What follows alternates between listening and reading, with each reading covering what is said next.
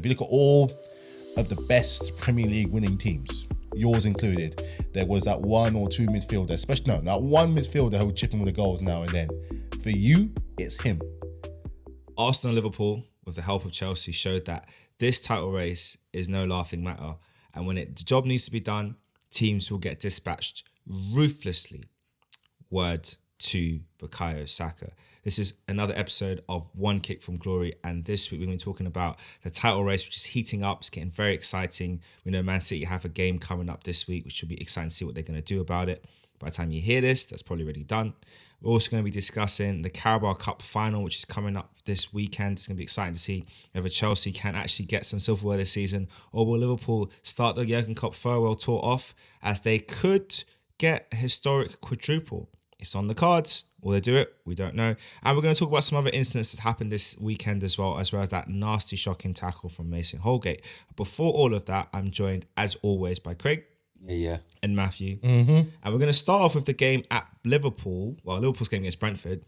Starting with you, Matthew, what was your general reaction to that match? Hey, Liverpool are taking this to the wire, man. Don't let that game against you lot kind of fool you that, they're starting to show a little bit of wobble, or they're getting truly caught up in the event of the whole goodbye tour for Jurgen Klopp. If they want to try and give him a bit of a send-off.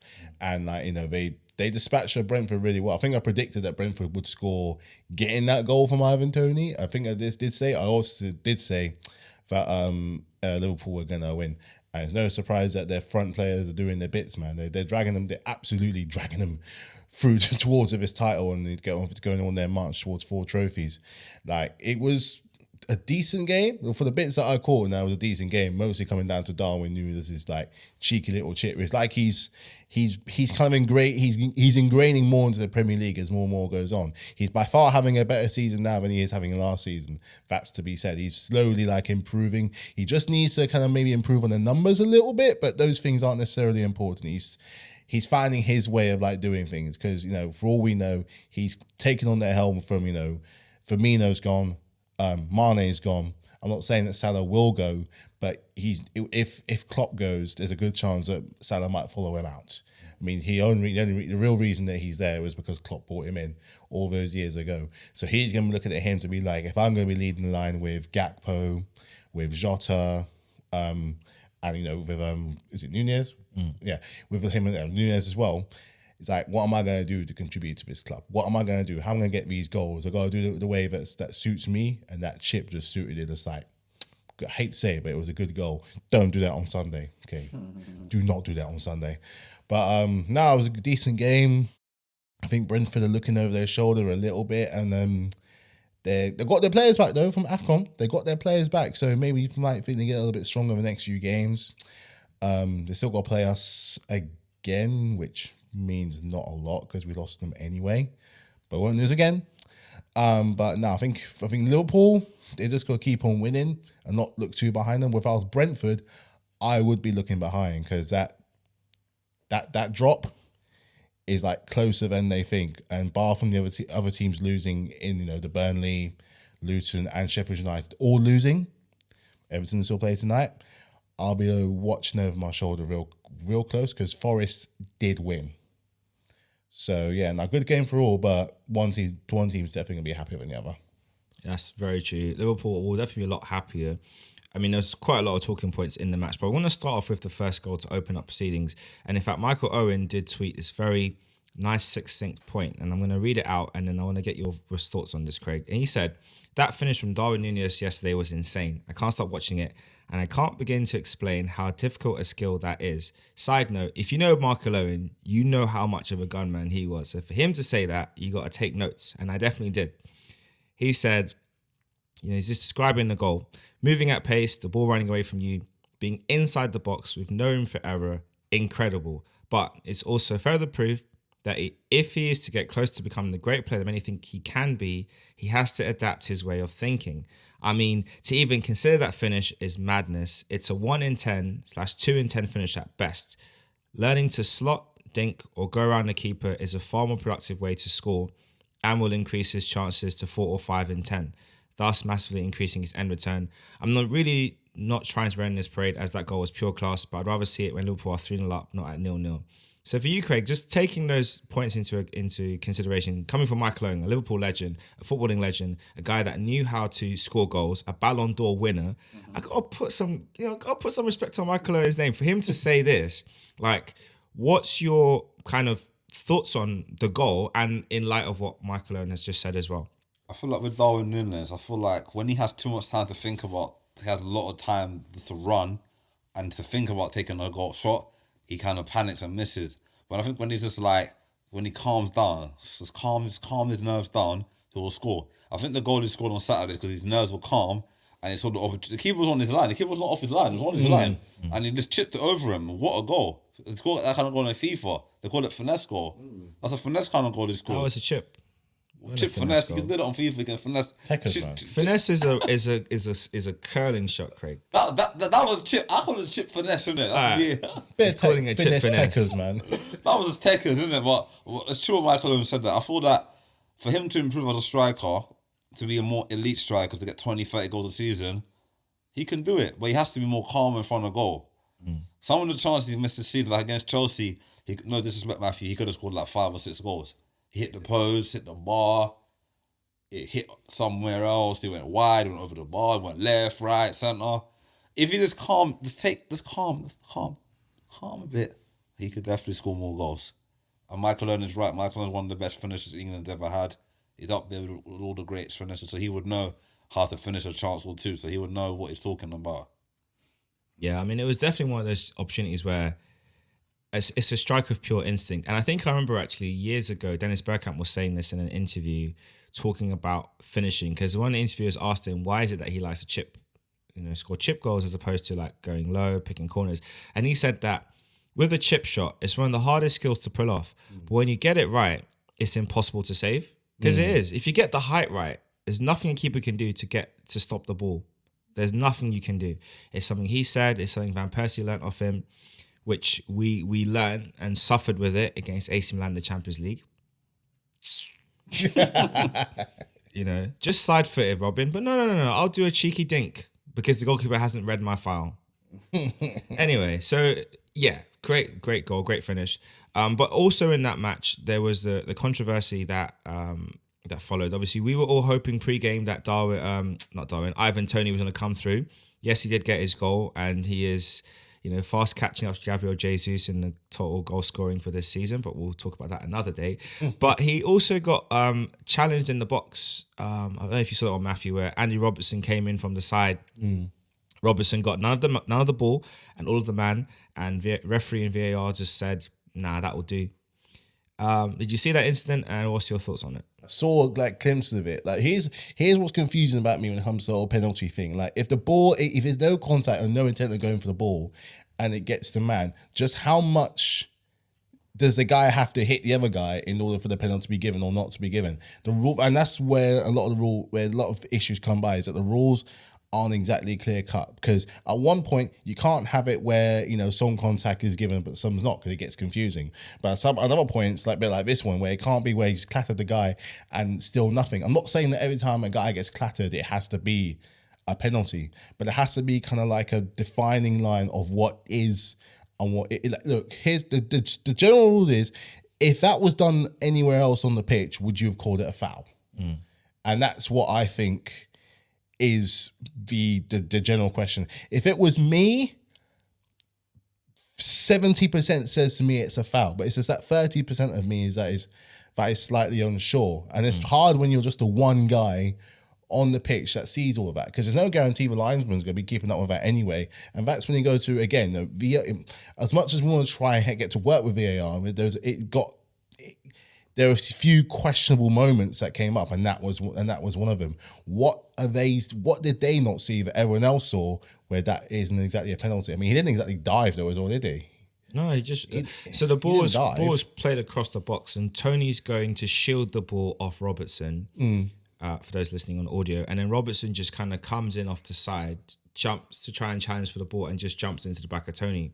doesn't play the ball. So he jumps in his back. Jumps in the back of Tony. It's a foul. If it was outside the anywhere box, else, that's a foul. It's a free kick. So then why is it not a penalty? I don't know. And I don't know why that's not reviewed by VAR. But for you, Craig, I guess what was, because you were at the ground, weren't you, for the match? What was the general sentiment like? Just like, I guess, leading up to the game, and then maybe even after that incident, after the match. What was the general fan sentiment from? Start of the game, I was joking with someone. I was talking to some of the Brentford fans before the start of the game. They're buying their food and whatever. And I said to them, "Would you say?" They said it was like a 2-2 draw. I said, "I'll take a 2-2 draw." I said, "Tony will score." And one of the other guys I work with said, "Nah, it's gonna be 4-1 Liverpool. Liverpool gonna batter them 4-1." Nice. So he got the game. He said that Nunes definitely gonna score. I felt like after Brentford conceded the first goal, a lot of the fans started coming in, getting their beers and their food and whatever. They got fed up. A lot of games this season with Brentford, I noticed that when Brentford are losing matches, the fans come in very early. If they're 1 or 2-0 down, they're coming very early for their drinks and whatever. A lot of fans don't really watch the game. They stay outside and watch on the screens. And then when Brentford score, they'll go back and they don't really... I think it's been a very poor season for them. And I feel like I think they'll stay up. I think if Tony stays fit for the rest of the season, I think they have enough to stay up. I back them to stay up. When you describe that in terms of this shifting behaviour in fans, obviously you're comparing it to last season. Would you say there's been a certain point in this season where you've noticed that behaviour more? Like at what month would you say that you noticed the fans started to more regularly come in, like earlier in matches? Every game. From the summer or just from a certain point in time? Since I started working, like I didn't work in August. I worked from September. Since September, I've worked every game I've been to, and if Brentford are losing, or even if they're not losing, they're not scoring, the fans are coming in early, even before half time, and getting their drinks and everything. Wow! So it's been even the Man City game the other day. They came in early. Man City, they were winning. They were happy. Scored first, yeah. And then after Man City, they conceded 2 goals in the first half. They all went inside. And had their drinks early. They had their food. A lot of them were not happy. You can't blame them. They're hard-working fans. They pay their money for their football. They want to see their team doing well. What would you say then is like the main complaint that they've had, or what's the kind of general sentiment they've been sharing at those times? I feel like they know that they go into games. They're not confident going into games. Like last season, they knew when Tony was fit and available and had a strong side. Obviously, they're missing defenders at the moment as well. Pinnock is injured. The other centre back is injured. He's out for a while. Henry's been out for a whole season. And I think them two together last season was solid. Obviously, Tony scored goals from last season. Then just come back. From a long ban. They got Neil Maupay this season. He's chipped in with goals. They've got Vissa. Wissa scored goals as well. Mbeumo has been injured, but he scored goals as well when Tony was out injured. So I feel that they got a good core of the team. Maybe losing David Raya. They did lose David Raya. Yeah, I personally feel it's the goalkeeper as well. Flecken. I don't think he's as good as Raya, to be fair. Before he arrived, I think he did a pre-season game or something, and he flopped hard. Just before he arrived, just before he signed the paper, and in fact, I think that him going to Arsenal, I think losing David Raya has hurt them more than they thought. Possibly that's my view though. Anyway, but I feel like the fans are going into games now thinking, you know what? If we don't win the game, we'll have a jolly up. We'll just drink leg to and get legless and go home and whatever. I don't think the fans are confident they're gonna win games anymore compared to last season. I feel like the fans go there just to have a good time, and if they win, they're happy. If they don't win, they're still gonna have a good time by drinking and eating food. So, yeah. It definitely makes it tough when you can't field your main team. Obviously, Josh Silva as well has been injured a lot this season. He's out again. So, it's been difficult for them. They've had to kind of adjust quite a bit. I don't know if Sharda is injured, isn't he?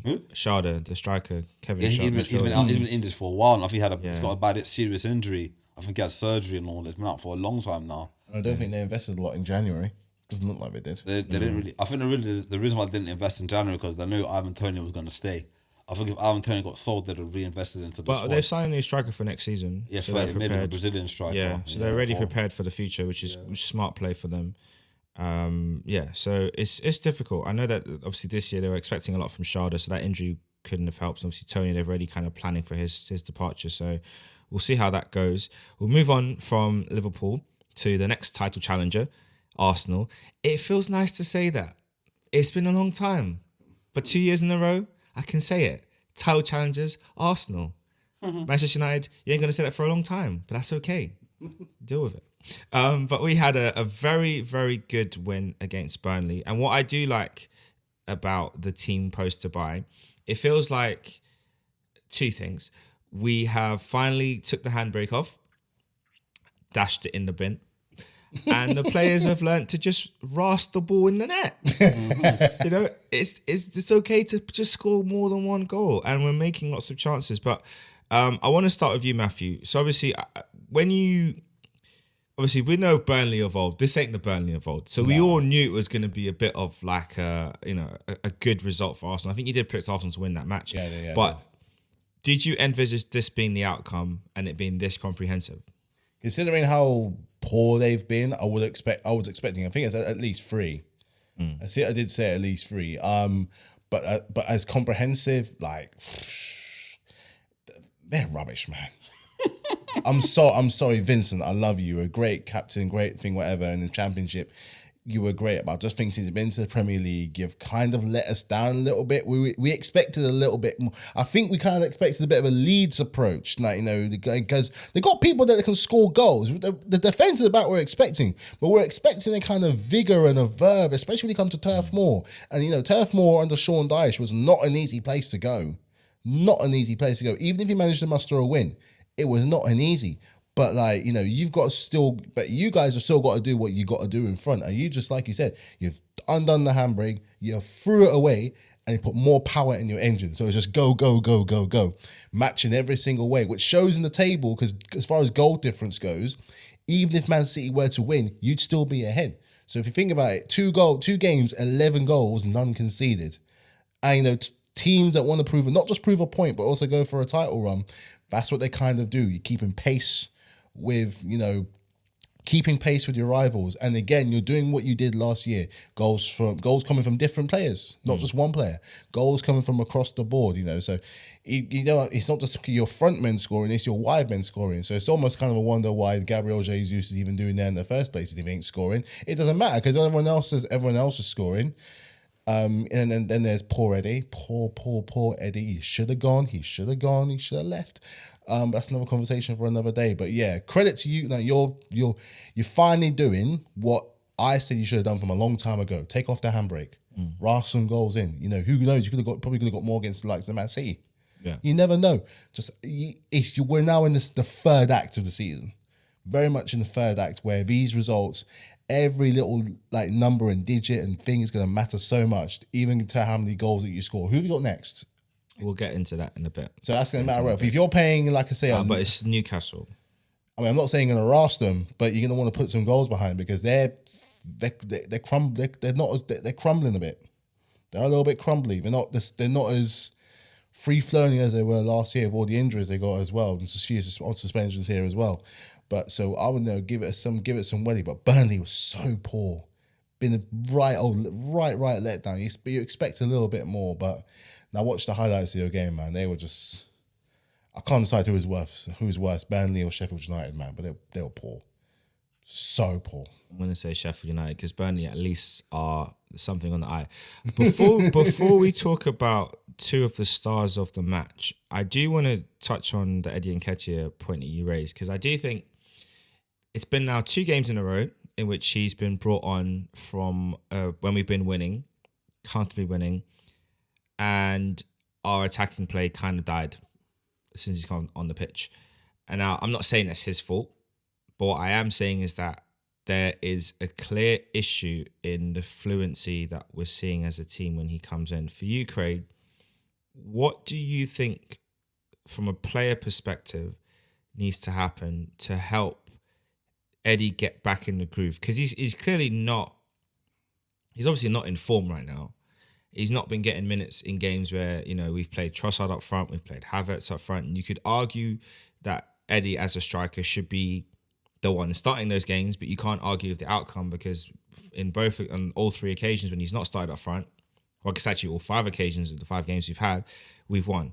So what would you say needs to be done from Eddie's perspective to get him back in that groove? I said this yesterday on another podcast. He needs to go and watch Dennis Bergkamp, Thierry Henry, Ian Wright, all the Arsenal finishers from back in the day, and learn their move. Jermaine Defoe, as an example, how they move, movement, how to make good, intelligent runs. When he plays up front, he doesn't make intelligent runs. He just stands there, and he doesn't demand the ball. As a striker, you have to demand the ball from your midfielders. Say, I want the ball. Any the ball. I think he does demand the ball. He just doesn't get it. So that means that goes to the players don't trust Maybe him. they don't trust Or him. on the flip side, because again, I'm thinking about not this game, the game we played at home. The West Ham was away. The game before. Not in the forest. No, No, I think the West Ham game. That's okay. There was a run he made in the second half. The ball was on the left wing, and he made a run in between the two centre backs. But the problem is where he was calling for the ball. There's no way the guy on the ball is going to find him. Because to get the ball to him, the defender would have to make a mistake because he was actually in between the two of them. And it's one of the things I remember, Omri talked about this a lot. Drogba used to do this. Cavani is the master at doing this. Haaland is taking it on and made it his thing. There's a thing that, and Van Nistelrooy, who was really great at doing this, and every great striker learnt this trick, and thinking of Aguero, you do two runs when you're in the box. You do one run for the defender.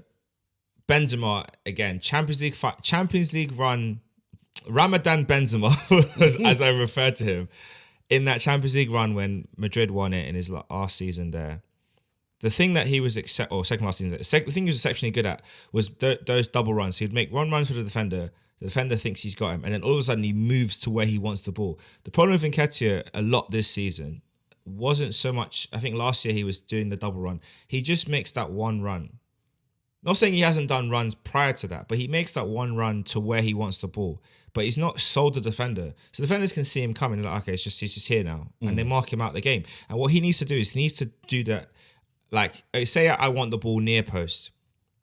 I'm going to make a run to the centre circle spot or to the penalty spot first to drag the defenders towards me. And then I'm going to dart into that area later on and make that secondary run. It's the thing that Giroud was really good at as well. And it's a thing that he hasn't quite mastered. And I think that's a key part in the movement that's missing. Because the thing I like about Nketiah is that over the last few seasons, he's added the hold-up play. He's not the best at it, but he's improved a lot. He's added his outside-the-box work. Again, not the best at it, but he's improved a lot. He's added little turns, which I didn't know he had. But it's like the thing that he was really great for, the goal scoring, it's gone out the window now. And we got to bring it all together now. And I know he's not that young anymore because he's 25, but he's still young relative. So there's levels he can get to, and he is England's record under 21 goal scorer. So he's not a bad player, but there's a level. He needs to find that for me. He needs to find it. I guess for you, Matthew, what's the things that you would say, and just into what Craig said, what's the things that you think from watching Nketiah? He can't leave now, so you can't say leave the club.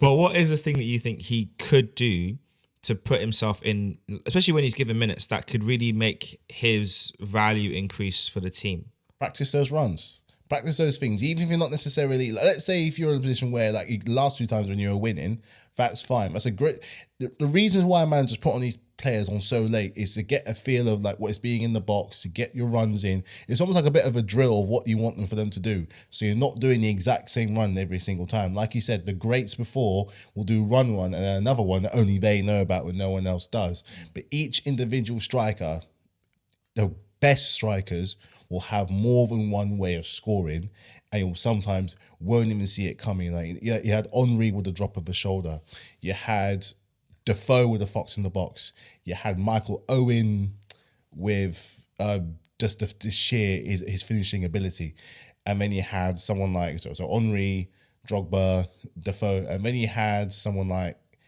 incorporating things like that into his game where he figures out what's best for him and just add the goal scoring thing that he already had to do so. So if he is coming on when you're already winning, practice those little runs, get into the ideal spot where your man are more confident enough to find you and be able to finish. If anything, your Champions League, I think, will be a good spot because you're against Porto, which I think you're expected to kind of win. Porto are a tough team. But so are you.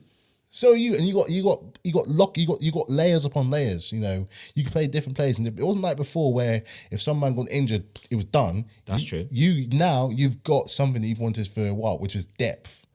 No, and with Eddie Nketiah in your depth, who's still who's like still adapting to the new system, all new players that are around him, he has the chance to be getting better. I don't know what he's doing in the training ground where he's forgetting to score, but he's adding all those things to his game. But he needs to kind of, I look at someone like, you talk about hold up play. One of the best strikers to do it was Didier Drogba, where he was able to take on defenses by himself. I'm not saying he's to get to that level, but it's really a really daunting task for a defender when you've got one striker and he's running absolute rings around you. He incorporate the best from all the other strikers. Be that hybrid striker where we already had the half part where you're scoring the goals. Just when you come on with those minutes, run your socks off. You'll probably only be there for 10 minutes. Do the work. Come in, find them. The same thing I said about what problem with Lukaku is that he didn't do enough to justify himself being in that top echelon of strikers, which you argue he could have been. He really, really, he got 100 goals in the Premier League, but he could have been so much more.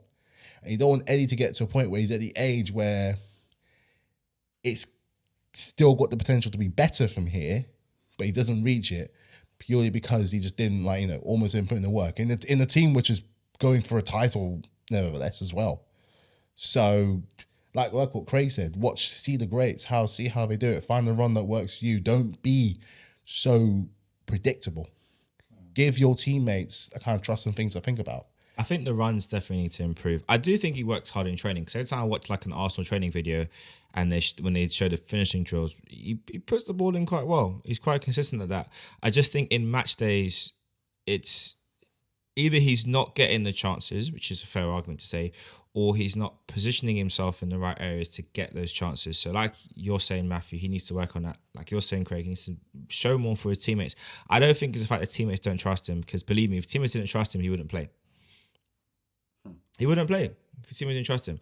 But maybe it's a thing where, again, I go back to something Henri said as well, and it's a lesson, I think, for, not just from a footballing perspective, but also a life perspective as well. So he was saying for one of the things he learned, which Arsene Wenger taught him, because he was talking about like his teammates and just how and playing with them and not necessarily getting the right passes. And Wenger said to them, yeah, but are you making the right runs for them?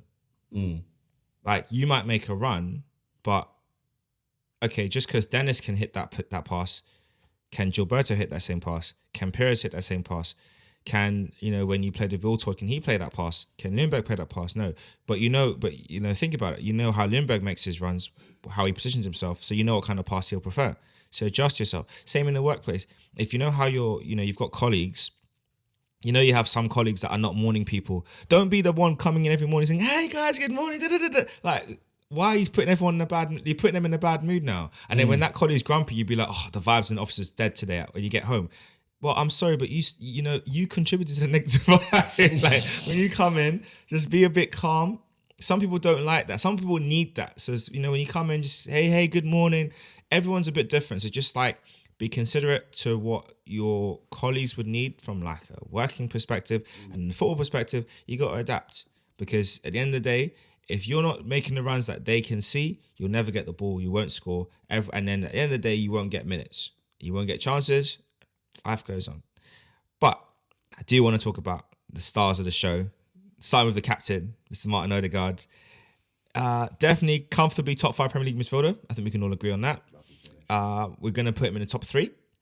And I'm happy to put him in top 2, but we can debate that another day. But Craig, like last year, the goal he scored against Burnley, that was a feature of him in the D, edge of the box. You just knew that was Odegaard's zone.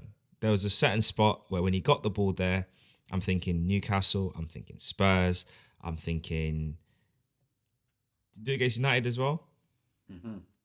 Odegaard just bags whenever he wants. We need to bring that song back. Martin Odegaard, he scores when he wants. It was a great goal, but like just talk me through like his general performance this match and in this season, because for me it feels like he's having a really good season, even though like goals wise it hasn't been as much as last season. But when you look at the fact that he's actually created the most chances in Europe this season by far, He's played the most passes into the box of anyone by far. And if some of our players had their shooting boots on, he would have much better stats. I ain't gonna name any names, but we just discussed one just shortly. So, how are you looking at the captain's performances? He's playing a different role this season compared to last season. Last season he's playing more as a number 10. This season he's playing more like a number 8 next to Rice. He's playing more deeper and getting the ball off the centre backs and doing more legwork. Maybe because the midfield is different. Like Granit Xhaka was doing that type of role last season, like protecting Partey and Odegaard to go Zinchenko as forward. well, yeah. Zinchenko as well, so he could go and do his thing. So this season, yes, his numbers are not great, but it's better. He's got all round package now. If he's not scoring, he's assisting more. He's providing more. Like the assist he did for Saka. The way how he just the movement from Saka was amazing as well. But the way how he just the ball came to him, Saka made one move, moved again, opened it up, cut onto his right foot, bang, top bins. I feel like, and his goal was class as well. Like the ball came to him and just hit it first time, bottom corner. He took a touch. Huh? It came to him. He controlled it with his right foot, And then hit it. Odegaard could have, when he controlled the ball, he could have made himself a cup of tea, Yeah. and sandwiches, ate the cup of tea, drank the tea, ate the sandwiches, and then put the ball in bottom corner. Like he had so much time. I was shocked. He had so much time and Such space. a finish. That's a class finish. Like- And Bad as Burnley were, but you still got to do the finish though. Yeah. I feel like this season he's like obviously he had an injury as well, so he's come back from a long term injury, the hip injury. Or some type of hip injuries, like it takes you a while to get back into your rhythm again. Like you have to get your body back aligned in the right place. So he's back in form now. That's good. I feel like Arsenal now are back in form at the right time, at a crucial time of the season. That's So it. the next 4 to 5 months are going to be 4 months or so. It's going to be crucial up to May. If we're still in the title race in April, it could go down to the wire. I think it will. After April, if we're still in the title race after April, and we've got some tough games. We've got to play Tottenham away. We're going to get into all that. Okay. Just hold on. We're going to get into all the matches a We bit still later. got an international break coming up as well. We're going to get into all this, but that's you're what- right. yeah. It is shaping up to be a very exciting title race, and if we can still be in contention, I mean, we're in contention now in Feb. If we can be the same position ended up by March, we just got to keep building. But it's starting to look good. I guess for you, Matthew, as like a final point on Odegaard before I go on to the guy that Craig mentioned, Bukayo, but like, what's some of the thoughts that you think about Martin Odegaard? I mean, I know at Chelsea you would die for a player like him. Can't have him. We already had him. We already had him. No, you never had Odegaard. Yeah, we had someone like him. Who? You found your Lampard Gerrard. You found him. You found him. Look at what look, the all round with the providing, the goals that he's scoring, the passes that he's making. Don't tell me he hasn't looked and thought like, this is the standard. You can argue between the two. You can argue between the two all you want, but we can't say that he hasn't looked somewhere. And the future legend in De Bruyne there, he's looked at them thinking, if I'm going to be a number 8, I can't just be providing the goals. I'll go be chipping in with the goals. How many goals did he get last season? I hear you about 15. that. How many goals? He got 15. 15 in the Premier League. Is that just in the Premier League? That's in the Premier League. He got more in the cup games as well. More in the cup games in as the well. Europa League and Now, if he's a great contributor when it comes to the goals. It hasn't been worked out from this year, so he's not contributing. He's assisting. There's still plenty of meat in this Premier League season for him to reach that double figures. I've got no doubt about it.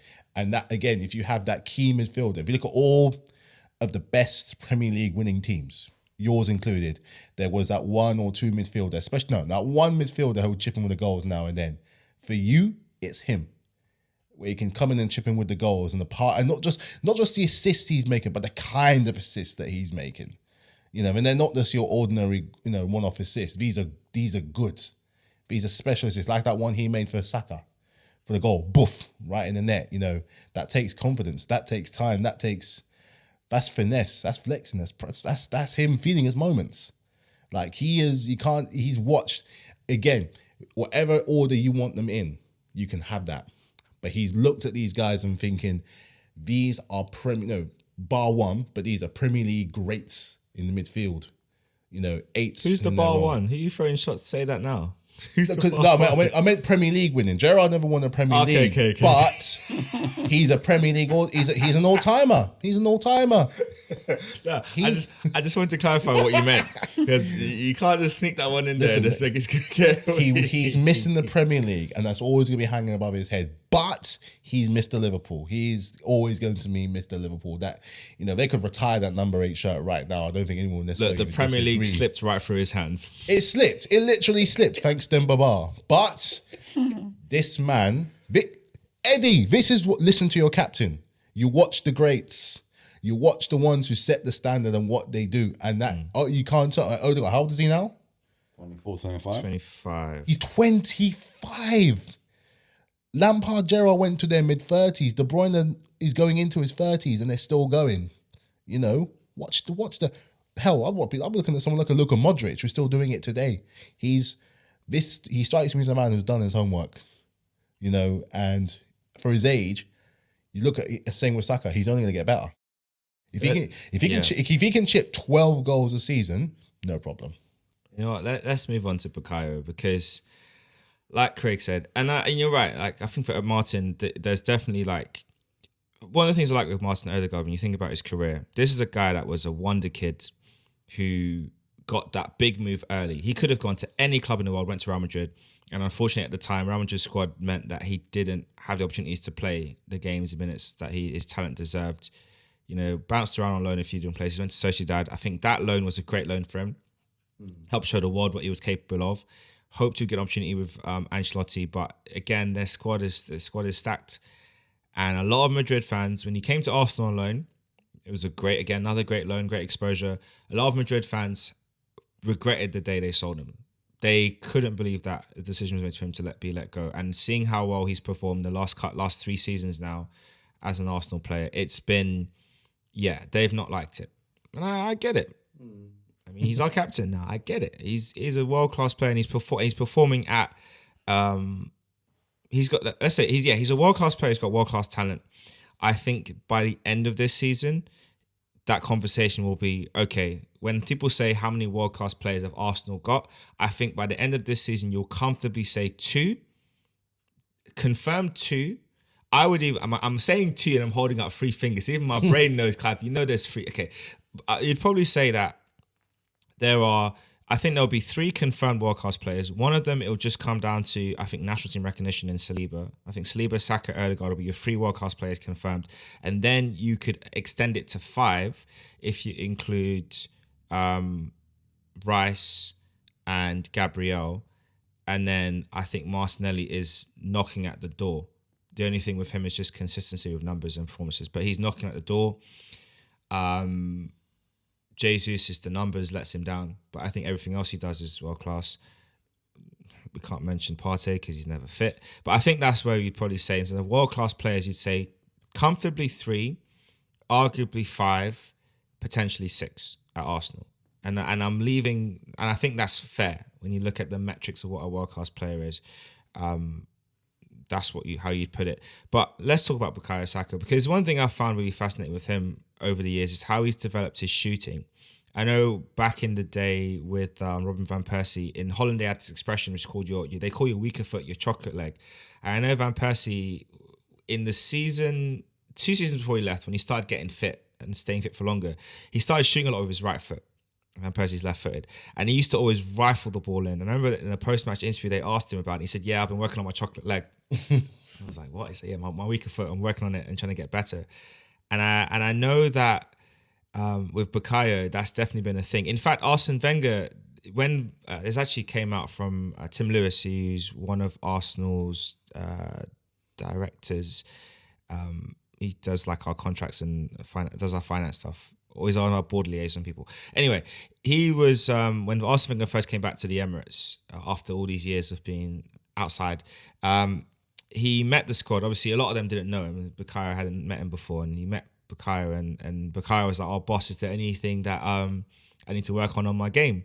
And Arsene was like, "Well, you could use your right foot a bit more." Since that day, Bukayo Saka has developed this rocket in his right foot that says, you know what? I remember the goal against Leeds when the ball got played through to him, and we're all thinking, okay, there's no room. He's got to cut it back, and he just rifles it top bins. Everton, and an hour against Burnley. Aston Villa was left foot volley, but it was still just top bins. So for you, Craig, how important is it that Saka has now developed what I'm calling the trademark, the rifle? And the other player there's two players in world football that one who is the first person that I recognise who did it, and the other one who's someone who's did it for a lot longer, but I only realised it on reflection. The first player that I recognised doing it was Kasper Dolberg, a player that has kind of drifted around a bit. He was at Ajax. I remember seeing clips of this guy. He'd always get the ball in the box, the right-hand side on the corner of the box, of the inside the 16-yard box, and he would always hit it high. And I remember I'd watch these clips and I'd see like 3 or 4 or 5 goals the same. And all I think is, why don't more players do that? Because it just made sense. I'm like, the keeper's not going to get up there. Aguero is the other one who trademarked that. Didn't use it often, but when he did use it, game over. But Craig, just talk about Saka and his right foot. He's improved a lot. He's improving every season. If he does that more often, he'll be less predictable. So when teams are double up on him, they just cut onto his right foot, bang. Cut onto his right foot, bang, every time. All that's to do, cut onto his right foot and bang. If his left foot is occupied, just cut in and hit with your right foot every time. And if he improves his right foot even more, he'd be one of the best 2-footed players in the world. There's only 3 players or 2 players I feel in world football right now who are above him, and that's Vinicius Junior. Are you thinking Bellingham? Or are you thinking someone else? And Salah. Yeah. Them 2 are the only 2 you can say right now as why that's the level he needs to get to, consistent level. But his numbers is good. If he's not scoring goals, he's getting assists. I think, and I do feel this season he will beat the numbers he made last goals he'll score last. He'll beat that record this season. I think he's only 2 goals away from that. I think Saka's better than Vinny Jr. already this season, to be honest. I think Vinny Jr. is not having a great year. This season, yeah. Real Madrid are having a great. Real Madrid are having a good year. So they're still top of the league, aren't they? And also, I think with Vinny Jr., the thing for me is that Vinicius Jr. this season, he's got in 16 matches, he's in La Liga, he's got 7 goals and 4 assists. In the Champions League, he's got 2 goals and 2 assists from 4 matches. He's got 3 in the Spanish Super Cup. He's got, maybe numbers right. But I think for me with Vinny Jr., it's the national team. He's not. Saka had a better World Cup than Junior did for Brazil. Junior for Brazil has not been very good. So for me, that's where I feel like when it comes to comparing the two, I think Saka is ahead of him, but it's close. It's really close. The thing I'd probably say overall, I say this season Saka's ahead. Overall, Vinicius is a better player, just because he's done it on the highest level, and he's they won a Champions League. And he was instrumental in that run. That's the only thing that's stopping him. If Saka does get Arsenal far in the Champions League, so he gets to the semi-final, and he's contributing like goals and assists in that run, then the question will have to be asked again real fair, and I'll have to say, what, this guy's world class. Listen, no one cares what Rio has to say. All right, I won't get into why, but we don't care what you have to say. Yeah, same guy that backed Mike Ashley at Newcastle. Ollie at the wheel. Say less. Say less. I was going to say a really bad joke. Anyway. But I guess the final thing on Arsenal before we get into the nitty-gritty of the title race. One of the things that's been very fascinating for me is looking at how much the team have changed post the Dubai trip. Now, we had a terrible end of 2023. Ridiculous. And there's 2 defeats back-to-back. If we could have just got 2 draws, we'd be top right now. Literally. Fulham and West Ham. On unnecessary defeats. And in the title race, that's what they are. Against 2 useless teams. I'm sorry.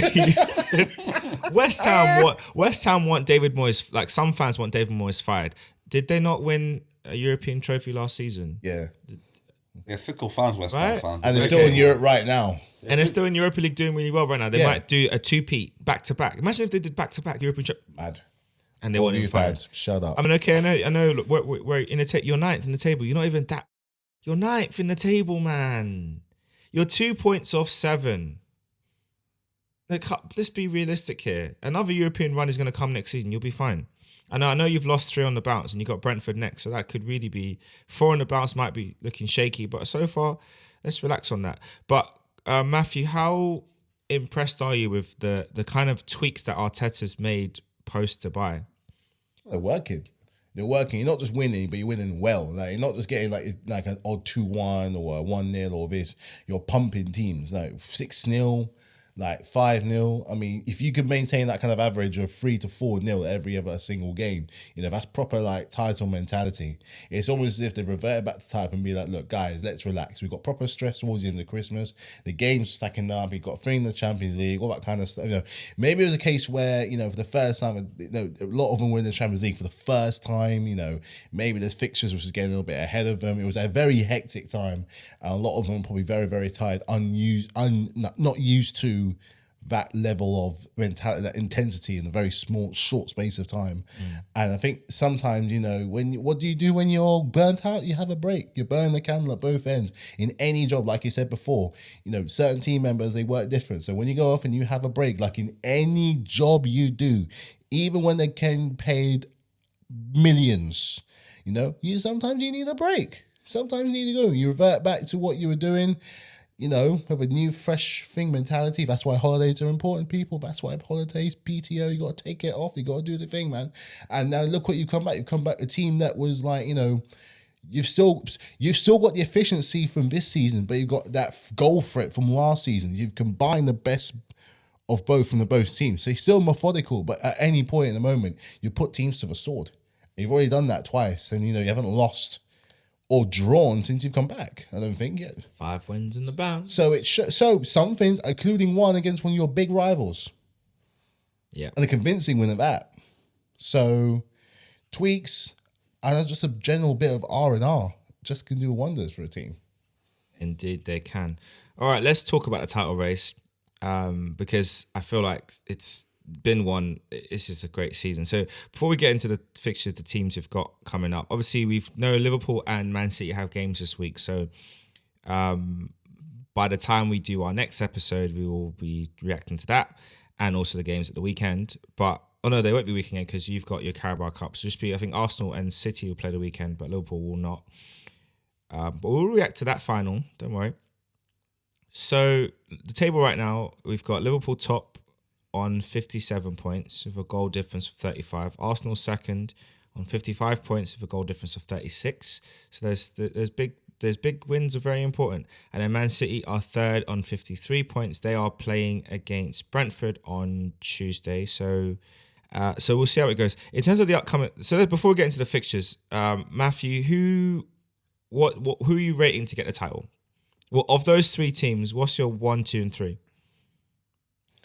I'm going to go, just because I know this team can work well under pressure, I'm going to go Man City, Arsenal, and Liverpool. Okay. Craig, what's your 1, 2, 3?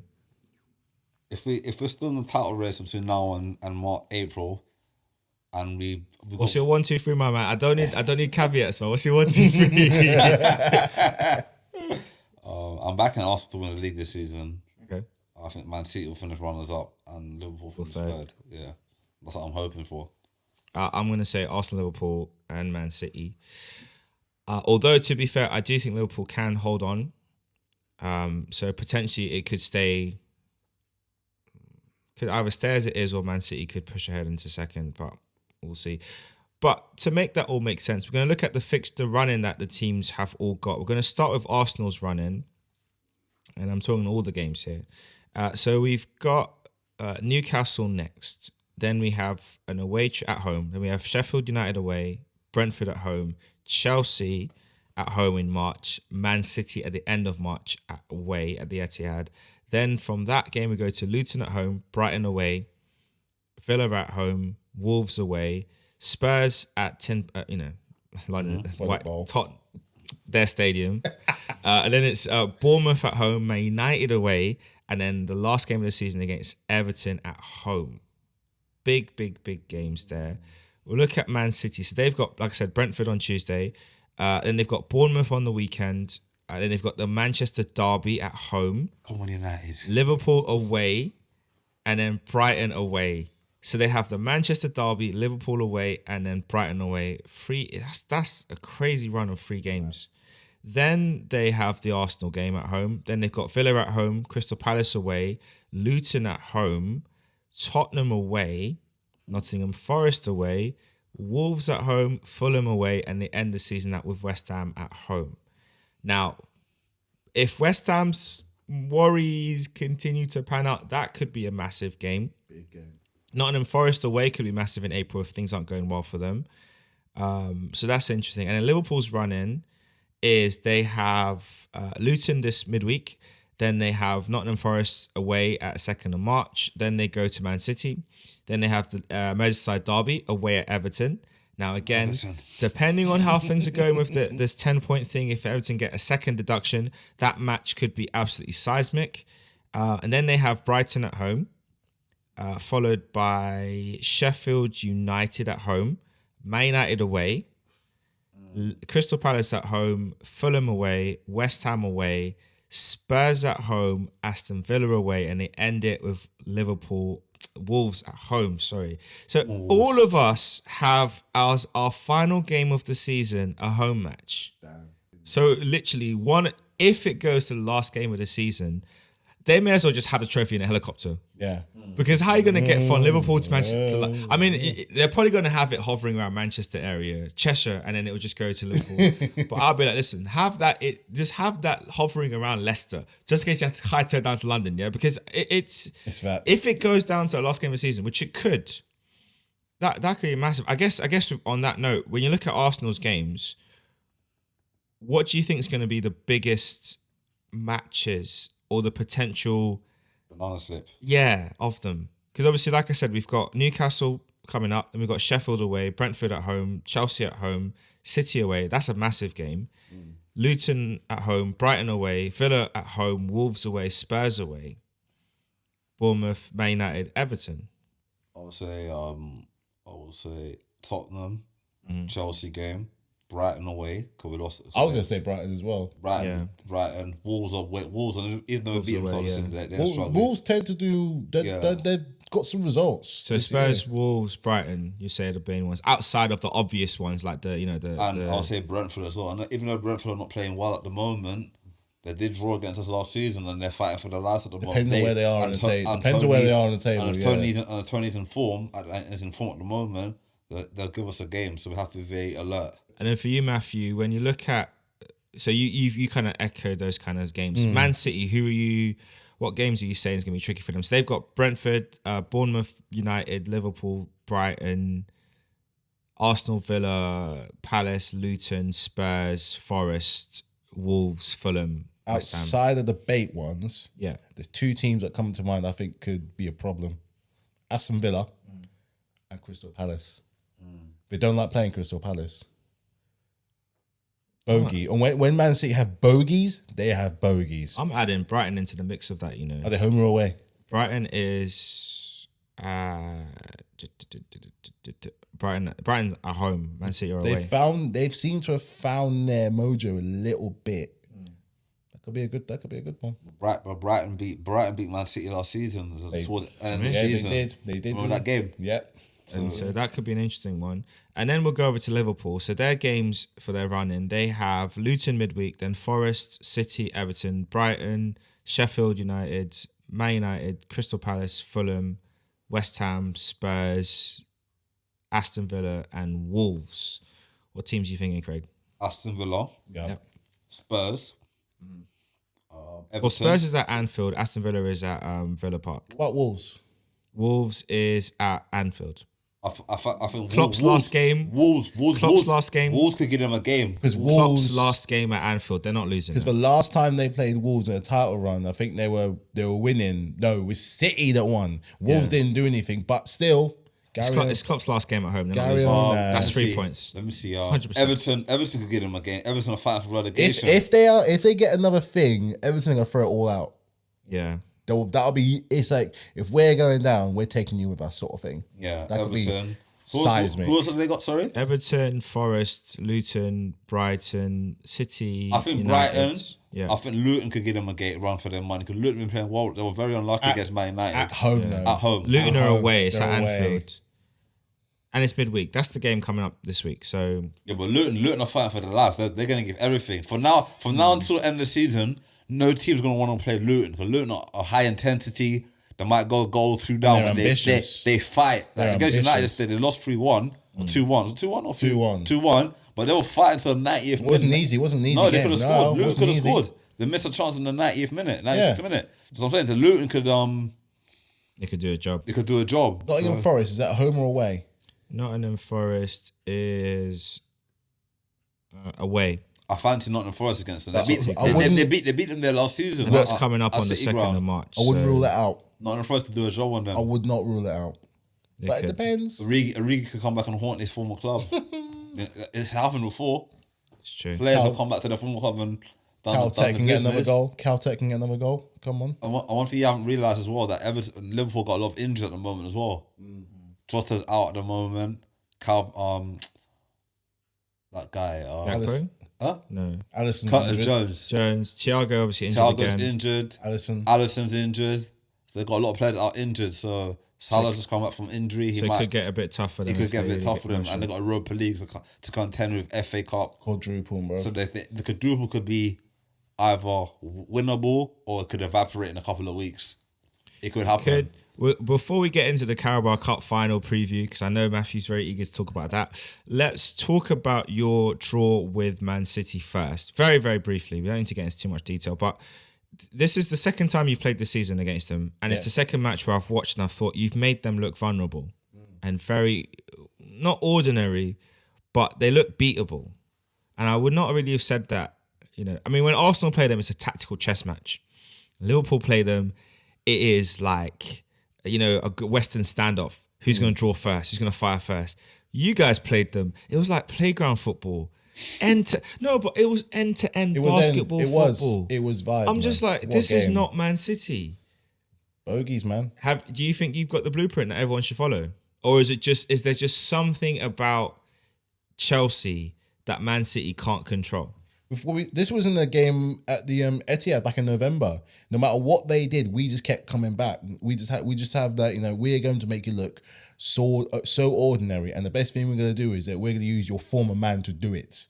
Last time it was Cole Palmer. This time it was Raheem Sterling, and arguably Raheem Sterling could have had 2 goals. I'm looking at that game thinking we were almost perfect. It's just the second half subs kind of nullified the thing that we had. When Sterling, I know I've complained a lot about this guy, a lot, but when he's in that kind of fever, when he's on heat, you keep him on because you just don't know. He might have scored again. I mean, he was unlucky with his shot going against the keeper, but all the danger really and truly was coming from him in that game. And then Rodri, I've said many times, and there was what people don't realize was a dirty deflection. Absolutely a dirty deflection that gave him. But listen, I would have taken that result even before the game anyway. But we had them on because we was hit on the break. They're saying on the break, and we got players that can run. For all what we're lacking, we've got players that are quick, and when they're quick and when they're confident and when they've got the eye for goal, we can do so much. Chilwell was getting in. Decisive had the best goal of his life so far. Absolute defensive rock. And you can talk about Haaland missing all of his chances. He still had to do the defensive work, but Sterling was doing it, Cole Palmer was doing it, and Kunku come on, he was doing it. Just catch him on the break. The same thing we did against Liverpool the first game of the season. Catch them on the break. And in the end, we got that result, 2 good results either side. But it's annoying because the win was kind of there. It was there, and it would really, not just only would help you guys, that would help us out massively. But what a game! What a game! But just makes games like the Wolves game more frustrating. It just makes it more frustrating because we know we can have that in our locker, and having a result like that gives me so much more confidence going into Sunday.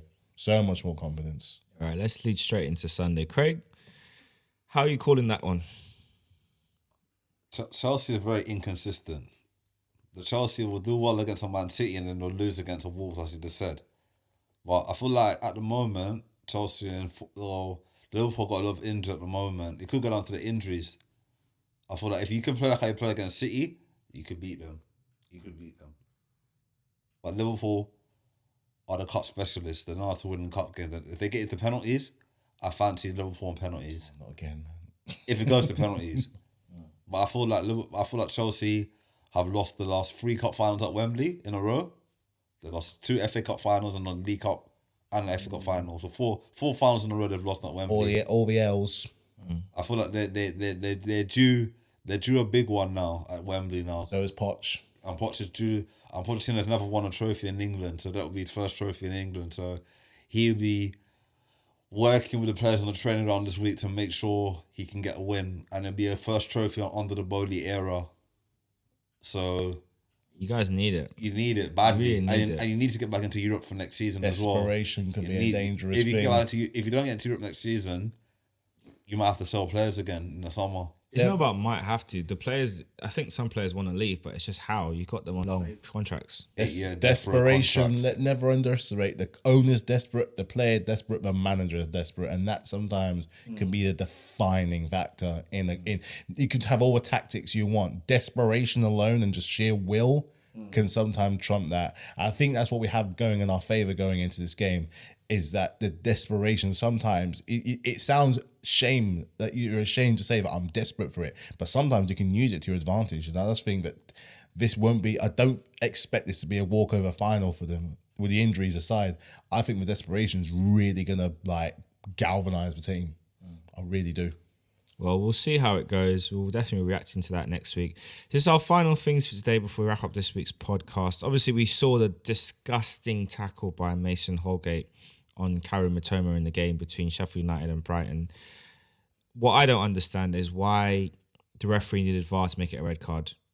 And also why Holgate was even, why was he even protesting about it. He does apologise to his teammates. I don't know if he's apologised to Matoma, but he does apologise to his teammates about letting them down in that match. And Chris Wilder was not happy. It's the kind of decision making that, come into the season, that match might have been the one that condemns them to relegation. Not blaming him because they've been crap all season, but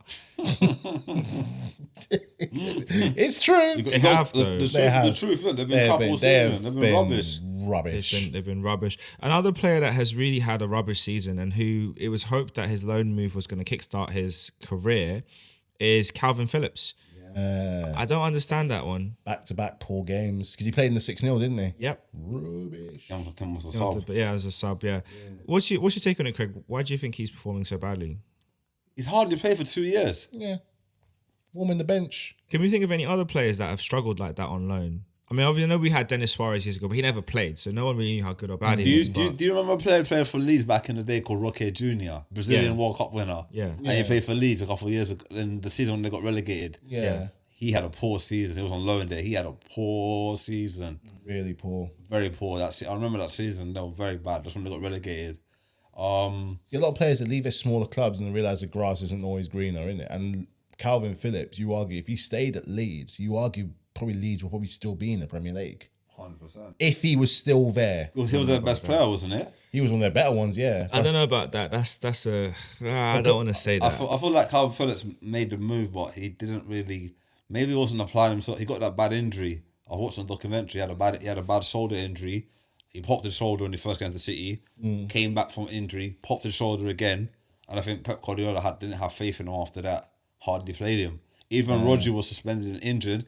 Hardly played him. In the summer, he brought in Nunes from Wolves, and the guy from Chelsea, Kovacic. Hardly played him. So what are you supposed to do? Even though it's won all them trophies, I'd rather play them win all them trophies, to be honest with you. Yeah, and it was hoped the West Ham loan would kind of kickstart things, but it hasn't really worked out. Maybe he could turn it around. There's still time, but it doesn't look good. And the last thing, I was at the Emirates this weekend to watch the Arsenal women beat Man United 3-1. We gave you a goal. But record Super League attendance. In fact, Arsenal have numbers 1 through 5 of the record Super League attendance to the women's team. So it's amazing the effort by the club to, one, bring the women's game to the Emirates Stadium. So I think the plan is from next season that they will use one stadium. Right now we use Meadow Park and we play there for the women's home games, but they want to have all the games at the Emirates from next season. So that's really exciting. I see pros and cons to that. I think it's great. It'll get more viewership. The risk is that you'll lose the closest you have at Meadow Park and it might kind of affect the fixtures as well. But I think it's a great thing. And the atmosphere in the ground was incredible. Always is. Always is. It's interesting watching the women's game. I don't try and compare them. I love football, so I don't look at them and compare them. Two different sports. They're different sports. What I always look for is things like the technical level, the tempo, and I do wonder with the Arsenal women's team if they need to look at getting a few more technical players on the ball, because at times I like dribblers. I like players that can move the ball quick, and I didn't see a lot of that until the subs came on. I think Cooney Cross, she came on. She was good at that. I know that on the wing, Caitlin Ford is good at that as well. And there's another player as well who was good at that. But yeah, so it was, but they played well. Great goals in there. I love the chants of the fans. Like, they're really good fun. And yeah, long may the good run come. Next big game we've got is Spurs at home. And we know what happened last time, don't we? Becky wants to score. She was there. She was in goal that game as well. Yeah, they actually gave an award to the Arsenal 06-07 quadruple winning squad. So the whole squad turned up. The starting 11 plus under subs. Fikakers was there with the trophy. They all got a special commemorative Becky got medal one. from it. Yeah, she was the goalkeeper. So it was nice to see. It was good to see them all there. Leanne Sanderson, Julie Fleeting, just name a couple people. Rachel Yankee, Faye Williams. Alex Scott there. No, Alex too young. Scott was not in that squad. No. I think she was a bit old. Yeah. So it was just great to see them, and they are in their record is on the outside the Emirates Stadium. It will be remembered forever, and they are a part of Arsenal's history. And this season, the women are chasing down the WSL title. The men are chasing down the Premier League title. Will glory come back to North London? It needs to. And will glory start in Southwest London? Southwest. Will glory start in Southwest London? Just by the river. Or will Jurgen Klopp start his farewell tour with a trophy on the weekend? Emma Hayes, she's starting a goodbye tour as well. We're going to find out in next week's episode of One Kick from Glory. Yes. See you guys next time. Peace.